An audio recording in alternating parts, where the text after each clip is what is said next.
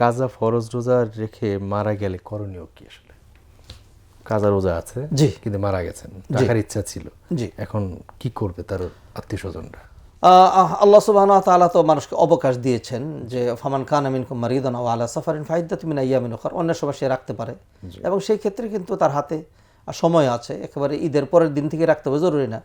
এরই মধ্যে যদি কারোর মৃত্যু চলে আসে তখন তার তো রোজাটা কাজা রয়ে গেছে, জি, হয়তো তার এই সিয়ামগুলোর বদলে কাফারা দিতে হবে, ফিদিয়া দিতে হবে, ফিদিয়া দিতে হবে। অথবা নবীজি সাল্লাল্লাহু আলাইহি সাল্লাম আরেকটা হাদিসের মধ্যে ইরশাদ করছেন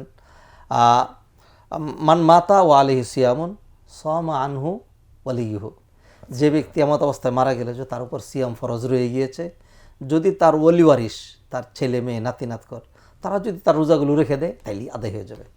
আচ্ছা, সেই এইভাবে রেখে সুযোগটুকু দিতে আছে। পারে, অথবা যদি এইভাবে রাখার ওলি ওয়ারিসই নেই, অথবা যারা আছে তারা গুরুত্বটা বোঝে না। গুরুত্বটা বুঝে না, নিজের রোজাই তো রাখে না। জি, জি, তো সেই ক্ষেত্রে যদি তার সেই রোজাগুলোর ফিদিয়ে দিয়ে দেওয়া হয় তাইলেই হয়ে যাবে, কারণ তার তো আর রাখার সুযোগ নেই, সে তো দুনিয়া থেকে চলে গিয়েছে। এক একটা রোজার বিনিময়ে একজন করে মিসকিন খাওয়াই দিবে, এক বেলা করে খাইয়ে দিলেই হয়ে যাবে। আদায় হয়ে যাবে। জি।